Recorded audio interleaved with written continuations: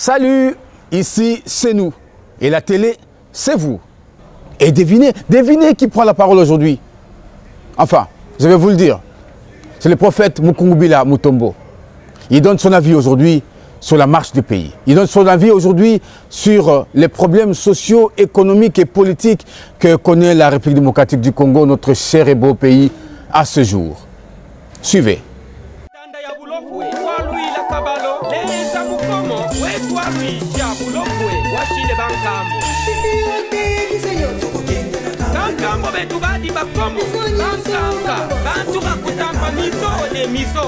Iyai bana be iyai wayai kukabalo tukemvane binerwa byaleza okudibumi bana be tikanga na yemba papa tikanga na samula yawe na bongo inanga na bolinge nanga na bombaka nanga na bongama ya wazali papa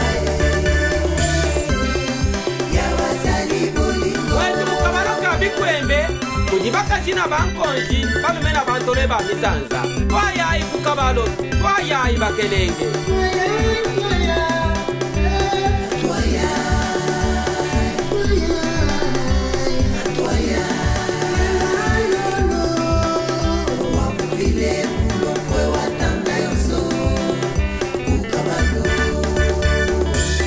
En 1947, une étoile de l'ordre de Bethléem est tombée à Kabalo, annonçant la venue du grand roi, le fils de l'homme.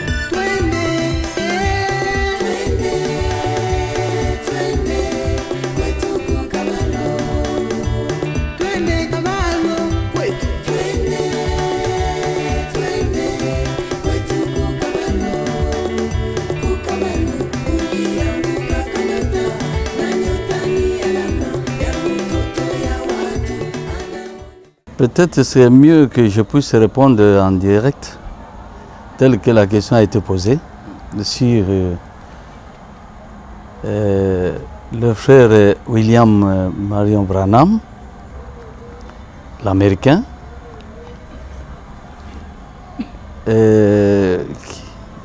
qu'on dirait être prophète international. Pour dénigrer, comme tu viens de le dire mon frère, les prophètes nationaux ou les nationaux. Moi, je crois que ce serait une campagne qui n'aiderait pas au moins vraiment notre pays. Et c'est une honte que de pouvoir entendre de bouche, parce que ceux qui reconnaissent Frère Branham comme étant international, moi, je crois que ce sont les gens qui s'intéressent à la parole de Dieu et qui, malheureusement, ce sont des gens qui me font penser à beaucoup de choses. Raison pour laquelle c'est une honte. Pourquoi je dis c'est une honte? Parce qu'il y a des étrangers. Je commence par là, des étrangers qui reconnaissent ce pays. Et il y a aussi l'étranger, bien sûr, qui essaye d'écraser ce peuple. C'est la chose dont à chaque fois que je pense, c'est ce qui me rend toujours malade. Et ces étrangers-là, tellement qu'ils envient ce pays,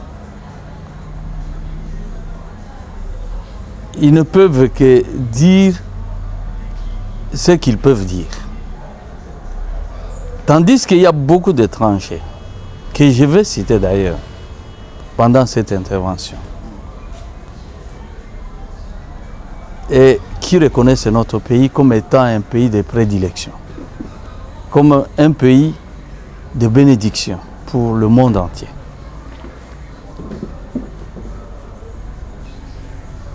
Je vais citer, entre autres, un chef qui a bien dirigé la Russie, Et en ce moment-là, dire la Russie, c'est un peu diminuer l'URSS. C'est-à-dire l'union de tout ce pays-là. J'ai cité Mikhail Gorbatchev. Je ne pense pas qu'il y ait de plus grand qui puisse dépasser cet homme-là. Et c'est cet homme-là aujourd'hui qui est dans un état de faiblesse et qui s'énerve même contre les systèmes actuels. Je dis les systèmes sur le plan mondial. Mikhail Gorbatchev. Je ne sais même pas si quelqu'un s'intéresse à la politique de cette planète, il y aurait quelqu'un qui pourrait dire qu'il ne connaît pas cet homme. Cet homme est devenu visionnaire, un prophète, et surtout en ce qui concerne les terres de nos ancêtres à nous. Si il y a de ces gens qui ne sont pas un peu informés de toutes les visions que donne cet homme, Mikhail Gorbatchev, je crois que journaliste, en tant que journaliste, vous le connaissez? Bien sûr. Ah, ok. Mais c'est cet homme-là qui parle de ce pays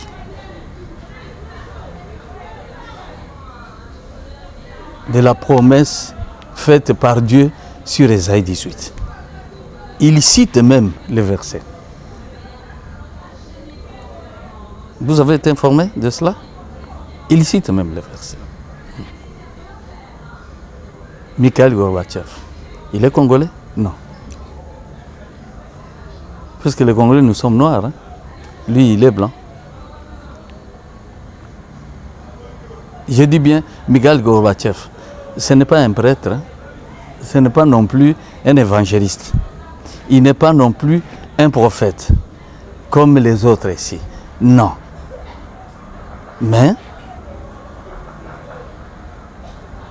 je crois que l'Éternel Dieu l'utilise comme un instrument. C'est ce qui m'étonne. Parce que la Russie, auparavant, je la prenais comme étant des terres sur lesquelles on ne pouvait pas parler de Jésus. C'était un pays que je considère comme étant athée. Et aujourd'hui, du coup, le mouvement qui a secoué le monde, vous le connaissez, Perestroïka, c'est venu par cet homme. Ce n'est pas ça? Oui. Et alors, maintenant, qu'est-ce qui l'avait poussé à parler comme il avait parlé? C'était ça, des visions. Et des visions qui convergent sur la planification que l'Éternel Dieu avait déjà préparée, comment il allait terminer avec ce monde. Et c'est là où il verra ce pays qui est le vôtre. Et il est en train de parler, il n'y a pas longtemps. Il a eu à intervenir sur l'intervention, je crois, du président Poutine, comme pour le reprendre. Je crois que c'est ça, comme pour le reprendre. Et ce qu'il a dit, je crois ceux qui me suivent, qui sont bien informés de toutes les situations, je crois qu'ils savent qu'est-ce que Mikhail Gorbatchev avait dit. Et ce qu'il avait dit était trop fort, et cela concerne notre pays aussi. Et maintenant, entendre un Congolais qui est noir comme moi, qui est mon frère plus proche, vouloir dénigrer ce pays, dénigrer son peuple, c'est-à-dire dénigrer même ceux qui essaient de pouvoir dire nous voudrions aider les gens pour connaître Dieu. Malgré leurs erreurs, moi je trouve que, comme tu le disais, c'est une campagne. Une campagne qui aiderait qui? Qui aiderait le Congolais ou bien qui aiderait les étrangers. Moi je crois que c'est une honte. J'ai honte Si j'ai cité Michael, il n'est pas le seul à pouvoir parler de notre pays. Comment est-ce que les Quinois parviendront à me connaître, dont toi, Anissé? Toi, Pépito. Peut-être même le frère qui a eu à parler, j'ai honte. Parce que j'ai aidé beaucoup de Congolais. Je les ai aidés. Et voir leur comportement, c'est vraiment honteux. J'ai honte, moi.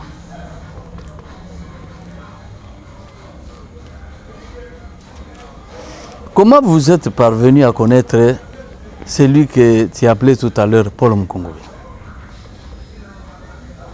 À l'époque, Paul-Joseph Mukungubila. Que l'Éternel Dieu a dit non, pas ce nom. Vous avez atteint une étape. Hein? Et vous, journalistes, vous qui êtes devant de moi, vous m'avez accompagné quand je suis allé toucher les eaux de la source du Nil. C'est à partir de là que prenait fin ce nom. Comme celui de Saul, quand il rencontrait Police, Sergius. Moi, je crois que c'est une honte. Parce que si vous êtes parvenu ici à Kinshasa à connaître Mukungubila, Joseph, il y a eu un événement qui s'est produit. Et cet événement, l'Éternel Dieu créateur, qui nous a créés nous tous, quel que soit peut-être l'athéisme de certaines nations, dont l'Allemagne. Dieu est allé parler aux Allemands, si j'ai bonne mémoire, hein? Aux Allemands. Et qu'est-ce qu'il leur dira? Il leur dira, il va pointer dans les visions les doigts, disant, vous voyez ces drapeaux ici, parmi tous les drapeaux de la terre, hein? Le pays auquel appartient ces drapeaux,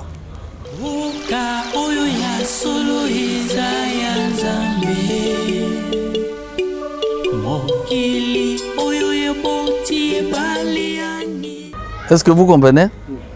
Et c'est ce qui amènera les Allemands à pouvoir descendre, parce qu'ils vont se renseigner et ils comprendront que c'était le Zaïre à l'époque.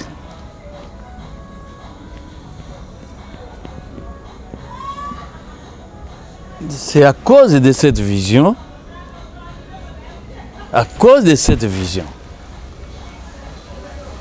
que Mukungubila va être connu du milieu quinois, du peuple quinois. Parce qu'il y aura personne parmi mes frères qui se font appeler pasteurs qui pourra leur donner l'interprétation juste. Vous me suivez bien? Et alors, parce que ce qui leur était donné, c'était ici, on peut ne pas beaucoup dire. On leur montrait la monnaie forte que va posséder ce pays à l'avenir. C'est ce qui va aider le monde entier. On va leur parler de beaucoup de choses. Et alors, comme les éléments économiquement sont puissants, et ils se sont demandé, disant comment est-ce que ce pays va, et encore en Afrique, et compter parmi les pays sous-équipés, sous-développés. C'est à partir de Kinshasa qu'on va appeler Mukungubila, Joseph, qui s'est retrouvé. J'étais déjà bien implanté ici, j'avais mes résidences ici, mais je m'étais déplacé pour le Katanga. On va m'appeler urgemment, et parce que le président Mobutu était intéressé à la chose, disant qu'il aimerait comprendre. Et c'est ce qui va m'amener ici. L'intervention des Allemands sur la vision qui leur a été montrée, que c'est le pays unique en son genre. Je vais monter l'avion urgemment, accompagné de mes 2 femmes. Malgré que l'autre était faible parce qu'elle était enceinte, je les ai obligés de m'accompagner. Nous sommes arrivés ici. Qui va m'accueillir? Kalala Chiteng, qui m'a accueilli pour la toute première fois. Et c'est comme ça que Kalala va faire connaissance de l'homme. Vous vous souvenez de ce moment?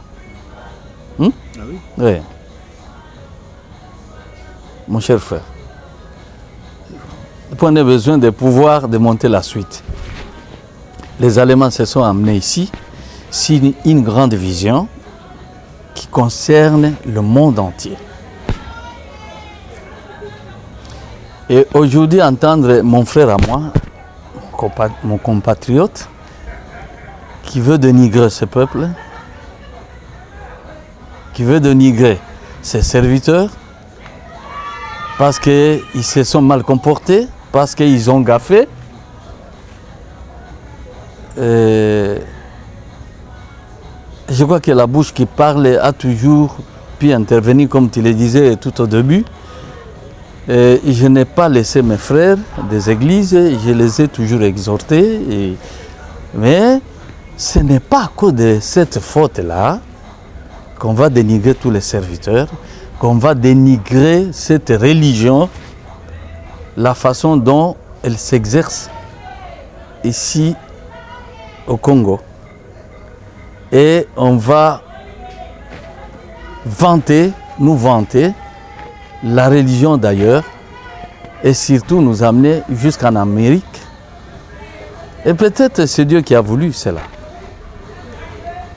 Mais les exemples que je donne d'abord ici montrent à suffisance que le peuple qui est pointé par les doigts de l'Éternel, puisque c'est l'Éternel qui parle, qui donne des visions, qui donne à la Russie une grande puissance, qui donne à l'Allemagne une grande puissance malgré les quelques difficultés connues au moins lors de la Deuxième Guerre mondiale. Et puis, donc tout ça, comment est-ce que on ne peut pas réfléchir pour dire pourquoi nous, pourquoi on nous désigne, on nous pointe du doigt. Qui sommes-nous? Et qu'est-ce qu'il y a? Prophète, oui. Moi j'ai une question de curiosité. De curiosité. Mais je crois qu'elle tombe vraiment à point parce que quand vous parlez, si on veut rester sur la thèse, l'hypothèse d'une campagne de dénigrement des hommes de Dieu nationaux, oui. À votre avis, quelle intention il y a derrière? Pourquoi aujourd'hui on veut dénigrer, on veut réduire au silence les prophètes nationaux, les prophètes des nations? Quelle intention pourrait être derrière ces gens? Lors du point de presse, quand je vous avais reçu, je vous avais dit que c'est des dérangeurs qui dérangent le peuple congolais. Les Rwandais. Vous m'entendez? Oui. Jean Bosco Tanganda, Kunda Batware, tous ces gens que je cite qui sont comme meneurs, ils se sont déguisés en pasteurs. Tu comprends? Et pourquoi? Ils savent. Il y a un œil. Jésus était reconnu par les démons. Ce sont les ténèbres qui ont reconnu Jésus. Et ce sont les ténèbres qui reconnaissent ce pays. Ce sont les ténèbres qui reconnaissent Mukungubila. Vous m'entendez? Ça ne change pas. C'est la même chose. Et cela peut déranger. Regarde maintenant les humains. Quand ils regardaient Jésus, ça les dérangeait, ça les démangeait. Disant comment il peut parler comme ça. Mais les démons au contraire, nullement, au contraire, ils tombaient à genoux. Ils le reconnaissaient facilement. On va y arriver. Parce que c'est comme une campagne. Pourquoi faire la campagne contre son peuple propre? Et il croit que ça va changer. Et il croit que ça va faire changer Dieu pour qu'il dise, bon, finalement, je vois que les Congolais ne sont pas sérieux. Parce que ce sont des escrocs. Et parce que ce sont des... Mon cher frère, au départ, je leur avais dit, vous vous êtes passé pour. C'est moi qui disais à mon peuple, vous devriez vous comporter comme il faut. Il n'y a aucun pasteur parmi vous. C'est ce que je leur disais. Ils sont allés jusqu'à, au lieu de parler d'un simple mot évêque, ils sont allés jusqu'à dire archivêque, archibishop. Donc tout ça, moi je dis, pourquoi tout ça? Et tout ça, c'est une honte. Voilà. Ce n'est pas parce qu'il y a ce désordre-là qu'on ne peut pas reconnaître la vision qui amène ces esprits-là à pouvoir vouloir déranger. Vous comprenez? Ah non. Le Congo de Bakoko, Congo de mes ancêtres, va être et demeurera le drapeau sur ce globe. Rassure-toi, je ne peux pas me dédire. Ce peuple, je dis ceci, ce peuple, il est peuple messager, peuple enseignant, pas autrement. Vous vous rappelez qu'il s'était levé un frère, je rappelle d'abord tout ça, il s'était levé un frère, un Américain, il s'était rendu ici, et il est arrivé, je crois, au centenaire, et je vais apprendre le lendemain qu'il a dénigré les frères qui ont cru au message de Branham. Est-ce que vous me suivez bien? C'est moi, Mukungubila Joseph, qui me suis levé. Et les journalistes qui me recevaient, ce sont ces journalistes, c'est des Raga, c'est des Tropicana. J'ai tensé ces frères, j'ai dit c'est malhonnête. Parce que j'ai lu les livres de ces frères-là, américains. Je lis beaucoup de livres de frères Branham. Vous comprenez? J'ai lu les livres de celui-là qui dénigrait le message de Branham. J'ai lu ces livres. J'ai lu les livres de beaucoup de serviteurs. Contrairement à ceux qui disent que j'ai lu seulement Branham. Non. Je les connais comment? C'est ça la preuve d'abord. Que je l'avais lu. Lui, que je ne vais pas citer. Vous l'aviez vu. Immédiatement après, c'était repenti. Parce que j'ai dit aux autorités du pays. Moi, il dit, voilà l'occasion. Je le demande qu'ils viennent au débat. Et je vais vous prouver combien ces frères de l'Amérique ne connaissent même pas Dieu. Est-ce que ce n'est pas moi, ce n'est pas à la télévision et à la radio que je disais ça. Ici à Kinshasa. Il y aura quelqu'un qui va se lever pour dire c'est du mensonge.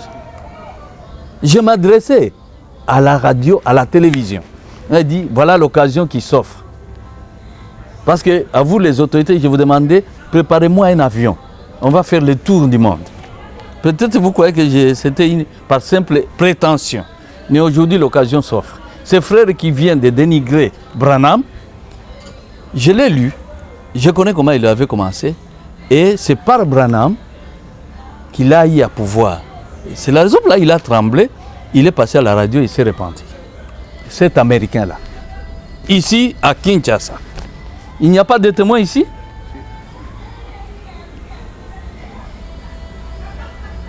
Vous voyez que... On a dit, comment tu vas dénigrer quelqu'un par qui ça a été comme un tremplin pour toi?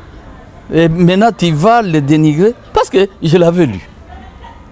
J'ai lu beaucoup de serviteurs, je connais comment ils avaient la genèse de leur mission, tout. Mais je veux exhorter les gens que je ne connais pas. Il fallait les lire pour les connaître. J'ai eu à apprendre. Telle église, j'ai eu à apprendre. Telle église, c'est comme ça que j'ai compris de quelle façon je pourrais procéder à pouvoir aider ces gens pour qu'ils viennent au Seigneur. Et voilà, je vais y revenir. Mais que je réponde d'abord, parce que je n'ai pas encore répondu. Je vous en prie. Un prophète, avant de répondre, je réponds d'abord à cette grave erreur. Par respect, pour ne pas dire c'est presque une bêtise. C'est une grave erreur. C'est ça les mots qu'utilisent les dénominationnels. Ils sont habitués à se montrer. Jésus avait raison. Et aujourd'hui, c'est de manière claire. Hein? Dire un prophète international. Et alors, si lui, celui-là, est international, nous allons maintenant demander, je crois qu'il y aura d'autres des nationaux, d'autres des locaux. Vous voyez, c'est ça dont j'ai parlé tout à l'heure. C'est une honte. Avant de pouvoir donner la lumière sur Branham d'abord, c'est mieux que je réponde d'abord au mot prophète. Le prophète, au fait, un prophète, est-il national ou international? Moi, Joseph Mungula, donnez l'exemple de quelqu'un d'autre. C'est comme si je ne vivais pas, alors que je suis en train de vivre. Mon frère, tu sais que j'ai donné la prophétie sur les élections qui s'étaient déroulées en Amérique au premier mandat d'Obama. Je m'adressais à vous.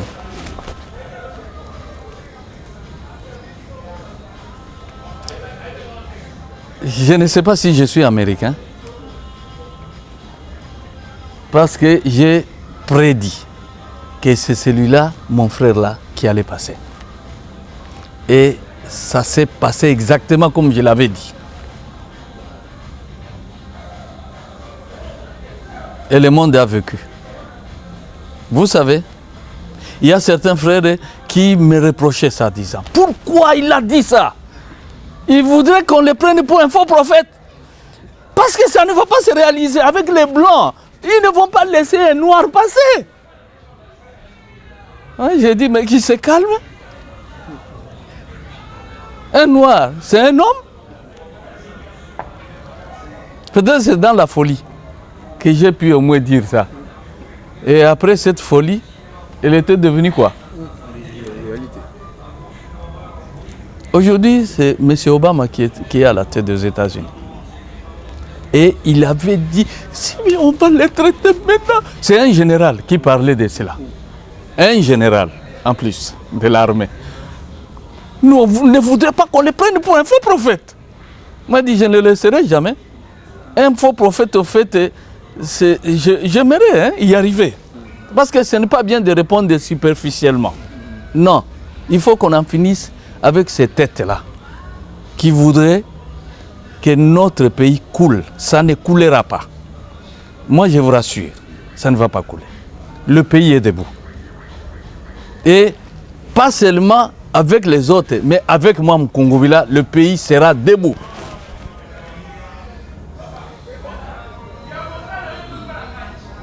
La deuxième fois, j'ai entendu la grogne parmi les Africains.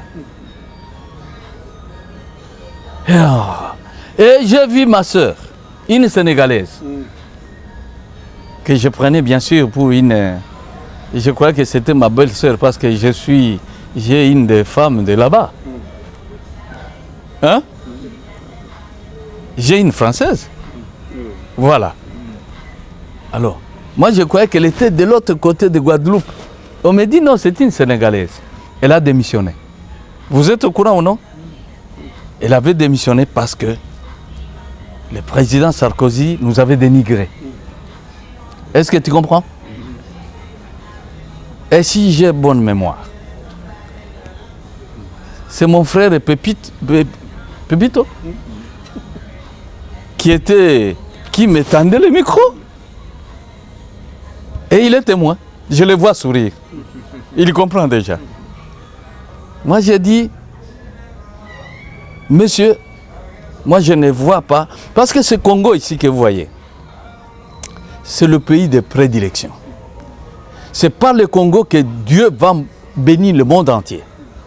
Ce pays que vous voyez et qui est au bas de l'échelle économiquement, il est devenu presque rien. Mais pourtant, nous continuons à porter les costumes, même sans cravate. Nous continuons à rouler dans des voitures. Et on n'est pas encore mort. Hein. Nous sommes encore vivants. Pourquoi nous sommes vivants? C'est parce que nous attendons. Nous attendons à l'intervention divine. Dieu va intervenir au moment opportun. Et je pense, dernièrement, j'ai dit c'est le moment même. Des changements sont en train de s'opérer. Quand vous voyez des folies comme ça, vous comprenez, parfois les gens s'affolent et c'est parce que, hein, si les gens s'agitent, c'est parce qu'ils comprennent que ça ne va pas.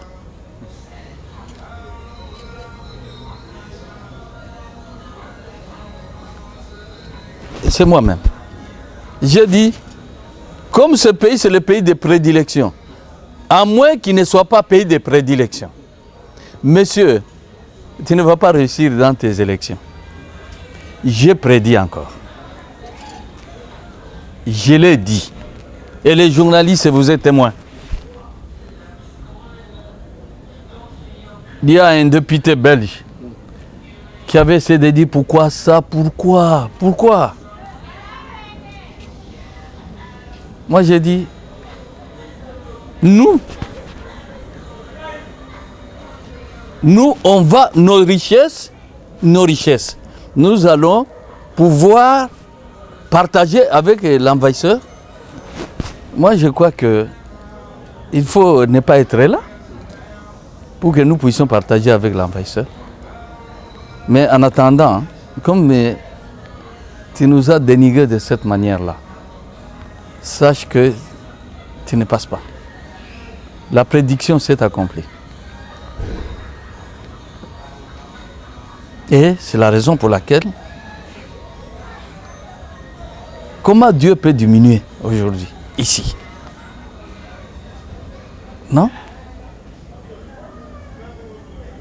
On peut commettre erreur, on peut être faux prophète, mais la prophétie concernant le pays est debout. Elle est là. Quant à l'internationalisation du prophète, à l'époque, je disais, vous voyez, il y a les analphabètes, c'est-à-dire on les appelle les illettrés, même s'ils ont étudié, on les appelle illettrés, mais j'avais donné un mot, illettrisme spirituel. C'est-à-dire, on n'est pas suffisamment outillé, on n'est pas suffisamment outillé selon Dieu. Alors, quand maintenant, vous commencez à rechercher comment, quelles phrases je vais prendre pour dire aux autres, comment je vais leur donner des enseignements, alors vous commencez à fabriquer des choses qui ne concordent pas avec la parole de Dieu. Il ne s'est jamais levé un prophète. Je dis bien, c'est levé. Je ne parle pas de prophètes dans l'assemblée des visionnaires. Non. Tout prophète qui se lève et qui disent, par exemple, que Dieu vient de m'envoyer. Il faut qu'on comprenne que ce prophète-là, il n'est pas national, il est international. Vous me comprenez? Je l'aide un peu dans le sens de son mot-là. Comment il est international? Quand Dieu m'appelait moi, il m'amenait à Jérémie 1. Vous comprenez? pour me faire comprendre que c'est du sein maternel qu'il m'avait déjà pris. Il m'avait déjà choisi. Quand je me retrouvais déjà, quand on me concevait déjà, Jérémie 1, si on peut lire. 1, 4 à 5. Il dit: La parole de l'Éternel me fut adressée en ces mots. Avant que je t'eusse formé dans le ventre de ta mère, je te connaissais. Et avant que tu fusses sorti de son sein, je t'avais consacré et je t'avais établi prophète des nations. Il avait établi prophète des nations. Au pluriel. Est-il international ou non? Si. Alors. Et celui qui est international, ce n'est pas seulement Branham. Non. Tout prophète, quand il est appelé, on le suscite du milieu d'une nation, à laquelle on peut l'appeler, il est national. Ok? Mais quand Dieu le suscite de ce milieu-là, ce n'est pas pour seulement cette nation-là, c'est pour toutes les nations. Voilà la raison pour laquelle j'ai donné mes exemples à moi propres. Je donne des prédictions pour l'Amérique, des prédictions pour la France. Ok? Et alors?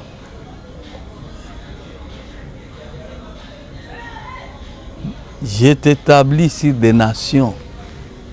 Je t'établis prophète des nations. Des nations.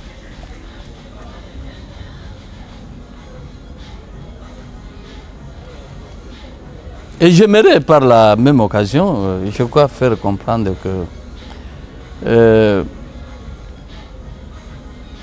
il y a certaines choses, hein, parce que l'aliénation nous amène à pouvoir se ridiculiser soi-même, se diminuer, se minimiser.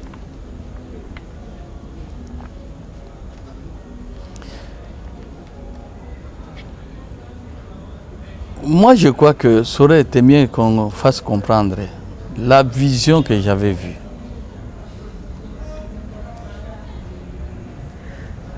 Pour que mes frères qui ont cru au message de Branham, qu'ils comprennent pourquoi d'abord j'avais stoppé l'élan de ces frères-là américains, qui est le frère Branham, et qui voulait le dénigrer.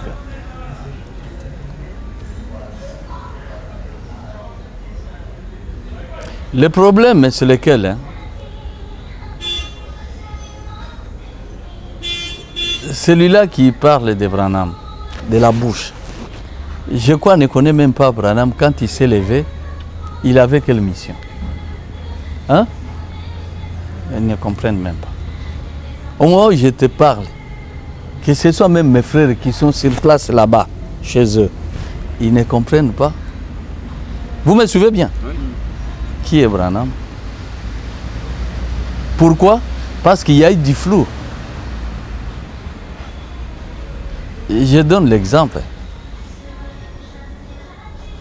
Quand Paul parle, il dit de l'évangile, en Romains 10, 13, jusqu'à 15, qu'on lise rapidement, vous allez supporter, hein, que je donne des... Parce qu'il faut que les frères qui gaffent comme ça dans leur langage, qu'ils comprennent ce qu'ils disent. Hein, il dit... Car quiconque invoquera le nom du Seigneur sera sauvé. Comment donc invoqueront-ils celui en qui ils n'ont pas cru? Comment invoqueront-ils celui en qui ils n'ont pas cru? Et comment croire en lui? Et comment croiront-ils en celui dont ils n'ont pas entendu parler? Et alors? Et comment entendront-ils parler s'il n'y a personne qui prêche? Qui prêche. Et prêcher, il faut qu'ils soient envoyés. Et comment y aura-t-il des prédicateurs s'ils ne sont pas envoyés selon qu'il est écrit? Et être envoyé, c'est selon l'écriture. Si ils sont envoyés, c'est selon l'écriture. C'est comme ça que chacun qui s'est présenté, Jésus en Luc a dit, le Seigneur, l'Esprit est sur moi. Hein? Il cite les passages. Hein? Comment il a été témoin et pour quelles raisons. Jean-Baptiste, il se présente, qui est celui comme le maître de Jésus. Lui aussi a eu à pouvoir s'expliquer que j'ai été envoyé. Pas envoyé en l'air. selon l'écriture. Est-ce que vous comprenez? Selon l'écriture. Or, moi, quand je parle ici, vous voyez, je brandis Ésaïe 18. Hein? C'est le drapeau qui est sous le pays. Vous comprenez? Et aujourd'hui, la grande puissance comme la Russie, Mikhail Gorbatchev confirme. Ce pays-là, de la prophétie d'Ésaïe 18. Mais c'est confirmé. Et qui a eu à brandir ces passages, si ce n'est que Mukungula Joseph? Il y a quelqu'un congolais qui va dire, qui va oser dire. Il n'y a personne. Alors, je l'ai déniché comment ces passages-là. C'est parce que ça m'appartient. Parce que c'est lui qui m'a envoyé, c'est lui qui m'est apparu. Il m'a dit, tu es là. De manière claire. Et je me sens bien, hein, très bien, parce que entendre Mikhail Gorbatchev en parler, mais ça c'est grave ça. Et maintenant avec mon frère Branham, que moi je connais pourquoi, parce que j'ai eu des visions sur lui. Mais ceux qui ont crié à ce message-là, ils ne connaissent pas qui est Branham. Il parle pour parler. Raison pour laquelle j'aimerais faire une mise au point. Pour qu'ils comprennent. Je crois que c'est regrettable de se minimiser, hein, se diminuer pour rien. Il n'y a aucun pays au-dessus en ce qui concerne la prophétie. Aujourd'hui. Pardon. Ceux qui devraient se taper la poitrine, ce sont les Israélites.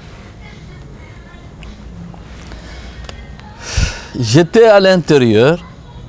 Non, je n'étais pas à l'intérieur, j'étais sorti. Et j'apprendrai qu'un de nos frères, des serviteurs d'ici, s'était rendu en Israël. Et il y témoignait. C'est faux ou c'est vrai? Oui, c'est vrai. On a suivi ça à la télé aussi. À plusieurs reprises. Alors j'ai dit la vérité. Est-ce que les Israélites, les Juifs n'ont pas confirmé les prophéties concernant ce pays? Ils n'ont pas confirmé? Tu t'étais maintenant?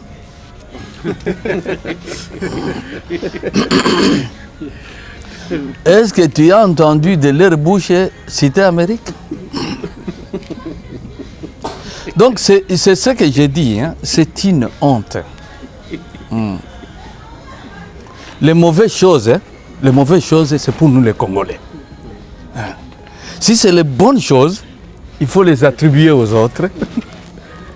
Qu'on pense, non, ça c'est pas notre pays. C'est un autre pays. Non, non, ne rêve pas. Mais pourtant, le frère là, que je ne vais pas citer, puisque c'est lui qui donnait le témoignage, tout Kinshasa a suivi ça. Il n'a pas parlé de l'Amérique, hein. On ne lui a pas parlé de l'Amérique là-bas. Il est allé voir ce pays, là-bas. Mes chers frères et journalistes, vous me suivez? Oui. Hein, il a vu ce pays. Si on peut parler du prophète au singulier, pas plusieurs, du prophète, on doit parler du prophète qui vient de ce pays. Et non pas parler d'un autre prophète. Un autre prophète, l'Amérique a connu vraiment un mouvement du pentecôtisme. Et c'est de là où, à cause de cet esprit-là, on a vu beaucoup d'évangélistes, bien sûr, qui se faisaient passer pour les prédicateurs. Mais prédicateur, c'est autre chose. Et donc, mon frère Branham, le frère Branham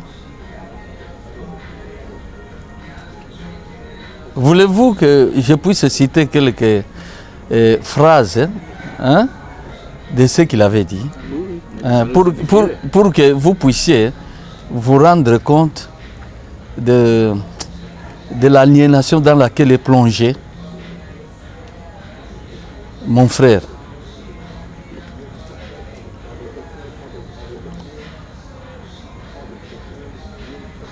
Un frère est venu me dire, peut-être tu peux les aider avec ça. Il m'a présenté une brochure. Et il m'a lu lui-même. Moi j'ai dit tu lis, il lit. Il y a certaines choses qu'on devait vous poser comme question sur ça. Ça voudrait dire quoi? Vous croyez toujours que le frère Branham, il est prophète? Moi, dit oui. Vous me suivez bien? Pourquoi? Parce que j'ai eu des visions.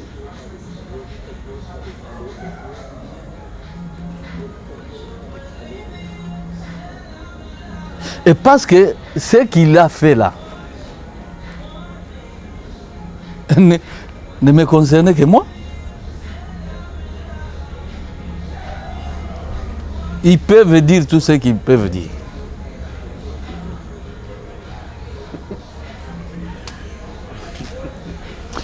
Parce que il dira ceci. Si on peut lire, il y a une brochure qu'on m'a amenée, c'est rangé du côté de Jésus-Christ. Hein? Il est ici. Ce frère me l'a amené. Vous pouvez lire Ilunga, si tu peux lire toi, regardez ça. On va me lire, hein, parce qu'il y avait une voix qui avait parlé quand il baptisait. Et moi, nous devons croire à l'œuvre de l'Esprit quand il est à l'œuvre. Mais tu peux lire d'abord. Lire d'abord le paragraphe 58 de cette brochure. Paragraphe 58, 59, 60. Je ne sais pas si on peut arriver jusqu'à... Lis d'abord. Écoutez-moi.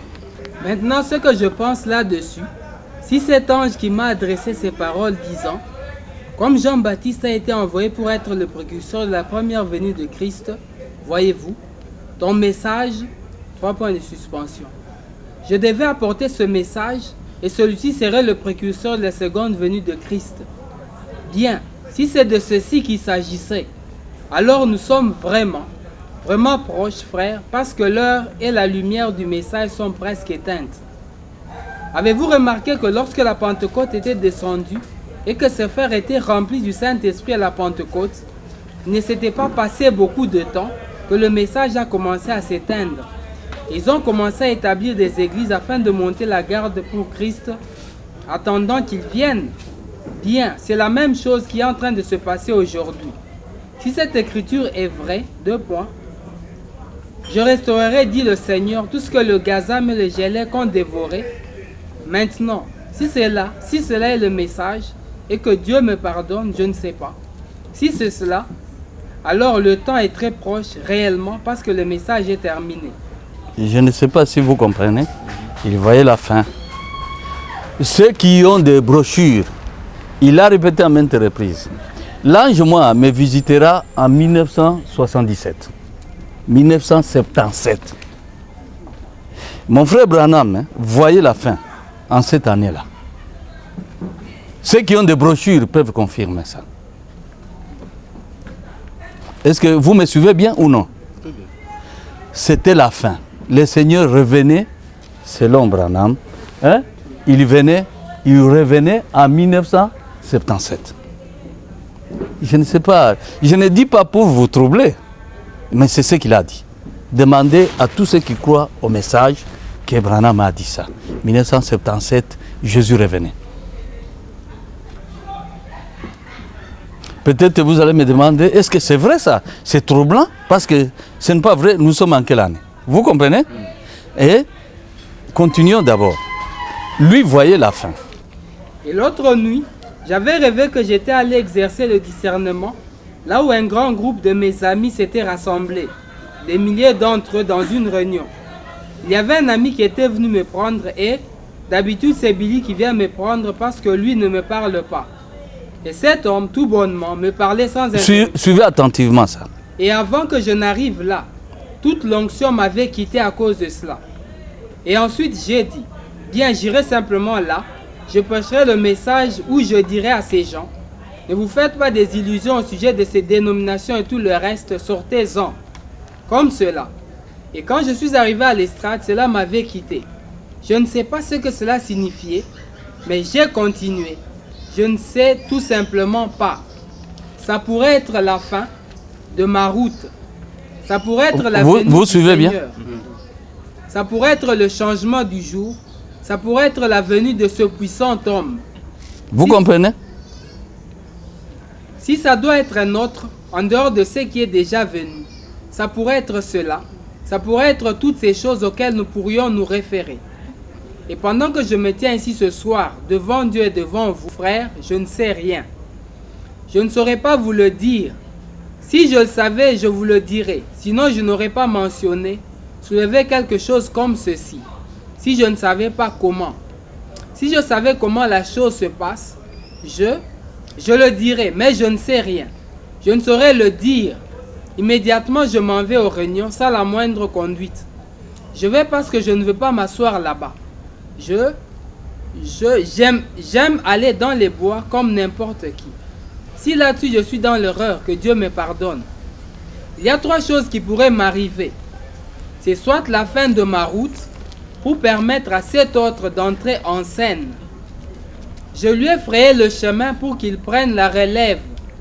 Parce que, rappelez-vous, celui qui vient prêcher se tiendra sur la parole.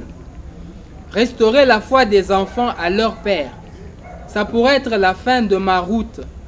Il se pourrait qu'il soit en train de changer mon ministère pour un retour à l'évangélisation outre-mer.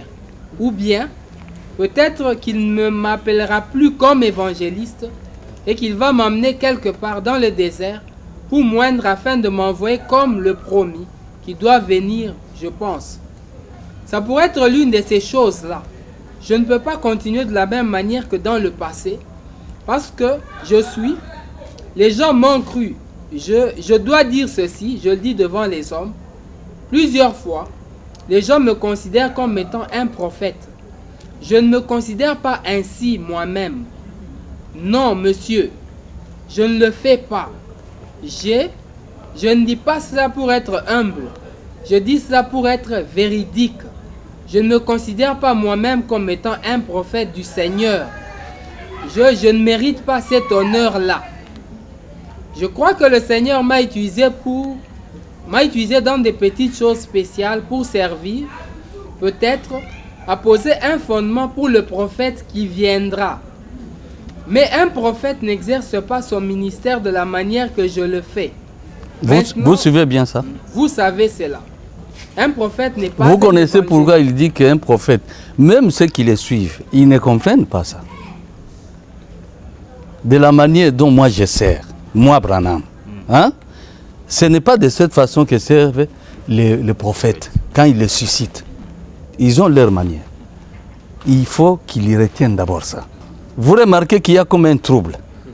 Il ne sait plus il est qui. Mais moi, je sais qui il est. Moi, Mukungwila Joseph.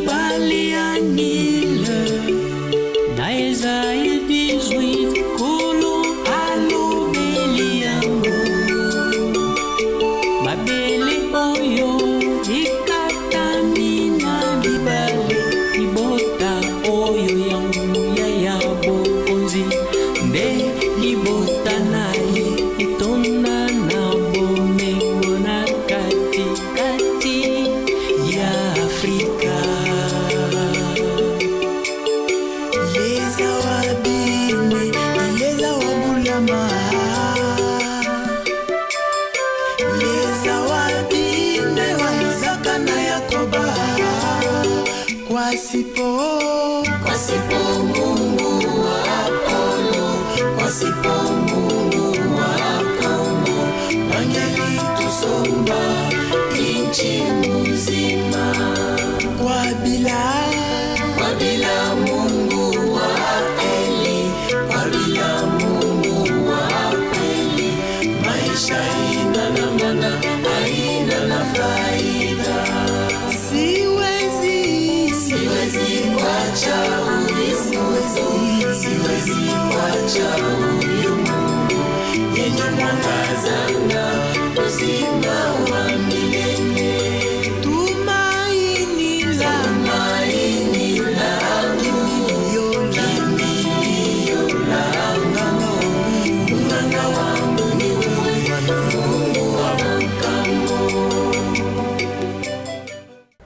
Vous l'avez entendu, et chez nous, c'est sans commentaire. Tout ce qu'on peut dire maintenant, mesdames, messieurs, c'est au revoir et à la prochaine.